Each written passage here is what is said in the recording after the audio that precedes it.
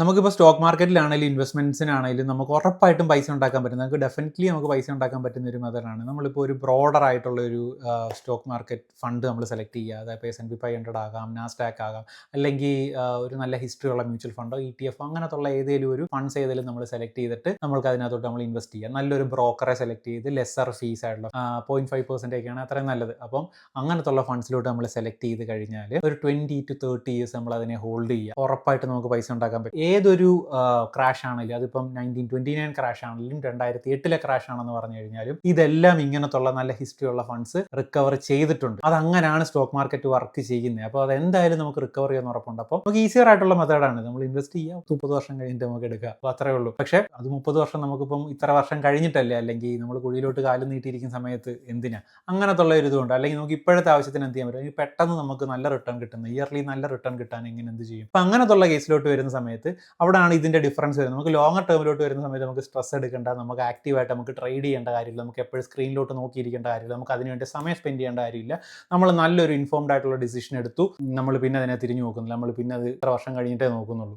പക്ഷേ ഇതിൻ്റെ കേസിലാണെങ്കിൽ നമ്മൾ ചിലപ്പം കൂടെ നമ്മൾ ആഴ്ചയിലോ ദിവസം ചിലപ്പോൾ മണിക്കൂറിൽ ചിലപ്പോൾ നമ്മൾ നോക്കിക്കൊണ്ടിരിക്കേണ്ടി വരും. അങ്ങനെ പക്ഷേ ഈ ലോങ് ടേമിൻ്റെ കേസിലാണെങ്കിൽ കോമ്പൗണ്ടിങ് ഗ്രോത്ത് അങ്ങനത്തുള്ള പണികളെല്ലാം അതിനെ വിട്ടുകൊടുത്തേക്കാണ്. കാരണം അത് ഗ്രോ ചെയ്യുന്നുണ്ട്, അതിന് ആനുവൽ റിട്ടേൺ ഉണ്ടോ എന്ന് മാത്രം നമ്മൾ നോക്കിയാൽ മതി. അതിന് ഇതിപ്പോൾ ഇല്ലെങ്കിൽ തന്നെ നമ്മൾ അതിനെ വേണമെങ്കിൽ ഓപ്പർച്യൂണിറ്റി ആയിട്ട് തന്നെ നമുക്ക് കാണാൻ പറ്റും. ഈ ഓപ്പർച്യൂണിറ്റിയുടെ കാര്യം പറഞ്ഞപ്പോഴാണ് കുറച്ച് മാസങ്ങൾക്ക് മുന്നേ ഞാൻ വീഡിയോ ഇട്ടിട്ടുണ്ടായിരുന്നു. ഫെബ്രുവരി, മാർച്ച്, ഏപ്രിൽ മാസങ്ങളിലൊക്കെ മാർക്കറ്റ് ഭയങ്കരമായിട്ട് താഴോട്ട് വന്നിട്ടുണ്ടായിരുന്നു. അല്ലെങ്കിൽ നമുക്ക് ഇൻവെസ്റ്റ് ചെയ്തിട്ടുള്ളവർ, അല്ലെങ്കിൽ ഈ വർഷം ആദ്യമോ അല്ലെങ്കിൽ കഴിഞ്ഞ വർഷം അവസാന സമയങ്ങളിലൊക്കെ ഇൻവെസ്റ്റ് ചെയ്തിട്ടുള്ളവർക്ക് മനസ്സിലായിട്ടുണ്ടായിരിക്കും അവരിട്ട എമൗണ്ടിൽ നിന്ന് തന്നെ ഒരുപാട് താഴോട്ട് വന്നിട്ടുണ്ടെന്ന്, അവരുടെ ക്യാപിറ്റൽ എമൗണ്ടിൽ നിന്ന് തന്നെ താഴോട്ട് വന്നിട്ടുണ്ടെന്നുള്ളത് അവർ ശ്രദ്ധിച്ചിട്ടുണ്ടായിരിക്കും.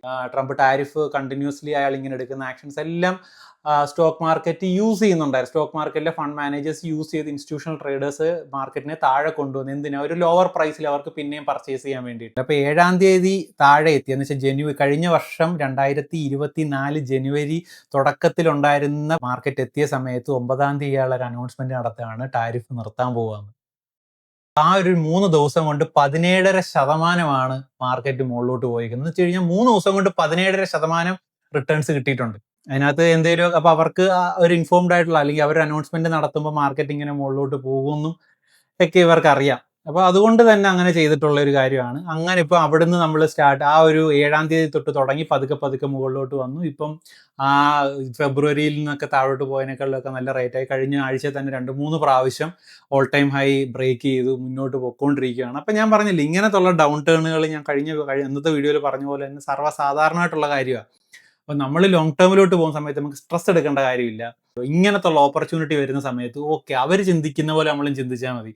ഇപ്പം റേറ്റ് കുറഞ്ഞിരിക്കുക, കഴിഞ്ഞ വർഷത്തെ വിലയിലോട്ട് സാധനം വന്നിട്ടുണ്ട്, ഞാൻ ഇനിയും കൂടുതലും കൂടെ മേടിച്ചിടാം എന്നുള്ള രീതിയിലോട്ട് ഇടുക. Otherwise you are A trader. അല്ലെങ്കിൽ നിങ്ങൾ ട്രേഡറാണ്, ഓക്കെ ഞാൻ ഇപ്പോൾ ഇട്ടിട്ട് 3 മാസം കഴിഞ്ഞ് എടുക്കുക, അല്ലെങ്കിൽ 6 മാസം കഴിഞ്ഞ് നല്ല റിട്ടേണോട് എടുക്കാൻ പോകുകയാണെങ്കിൽ അത് ട്രേഡറാണ്. അതിപ്പം നിങ്ങൾ സ്വയം റിസ്കിൽ തന്നെ ആ കാര്യങ്ങളൊക്കെ ചെയ്യണം. പക്ഷേ നമ്മൾക്ക് റിസ്ക് ഒന്നും വലുതായിട്ട് എടുക്കാതെ, അല്ലെങ്കിൽ വലിയ സ്ട്രെസ് ഒന്നും എടുക്കാതെ ചെയ്യാൻ പറ്റിയ കാര്യമാണ് ഈ പറയുന്ന പോലത്തുള്ള ലോങ് ടേം ഇൻവെസ്റ്റ്മെൻറ്റും.